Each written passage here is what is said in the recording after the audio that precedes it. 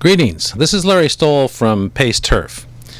In this video I want to give you a heads up on something that we saw in some ryegrass overseeded Bermuda situations and give you just an idea of what you might want to do as you're watching out for problems that might pop up in the next month or so.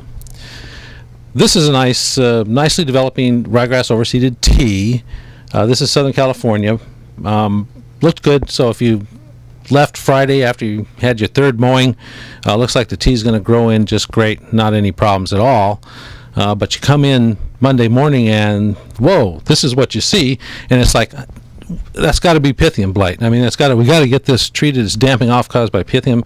And you run to the shed, you grab your metalaxyl or methanoxin, Subdumax, something like that, and you spray it out there to get rid of this Pythium problem.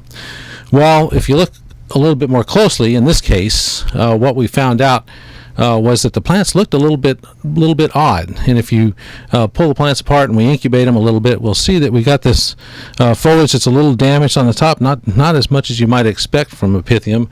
And as we scan down further, we get around to the coleoptile and the seed, and things are looking kind of dark and brown and blackish looking. And then if we go down onto the roots, we see it's a kind of a different looking situation than what we'd expect from a Pythium damping off. Well, when you incubate these things for 24 hours or so, you can pick off some hyphae from those that will develop, and this is what we saw. And if you're familiar with how you identify Pythiums, or at least separate the damping offs caused by Pythium versus other organisms, you'll recognize this one right off the bat. Pythium will not have any septation in them, like this has septa in a couple of locations there, and a right angle branch, which is a kind of a nice characteristic diagnostic character, where Pythium doesn't necessarily branch at right angles, and it certainly doesn't have any septa. So this is Rhizoctonia. So that damping off that we're seeing is caused by Rhizoctonia, not by Pythium. So then you have to think back, well, what was the management practice we picked for controlling the blight? And that was a specific product for the oomycetes, which was a Subdumax type of a product, or methanoxin. And we're going to have to make a little bit of a change there. So the change up was to go in with a Zoxystrobe and Heritage at 0.4 ounces per 1,000 to get rid of the Rhizoc. There's a variety of other products you could use.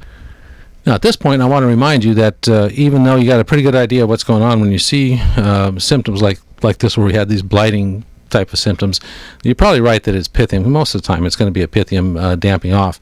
But to be sure, I'm going to encourage you to go ahead and ship a sample to a diagnostic lab, and there's a list of them associated with this update, this video, so that you will be sure that you're not missing something like a Rhizoctonia damping off. Because a week, you can wait a week and think you're going to get recovery, and you don't. That's going to push you back in your ability to get those overseeded areas looking the way you want them to before it gets too cold. That's just a heads up. Get a diagnosis to make sure you got the right disease and the right treatments.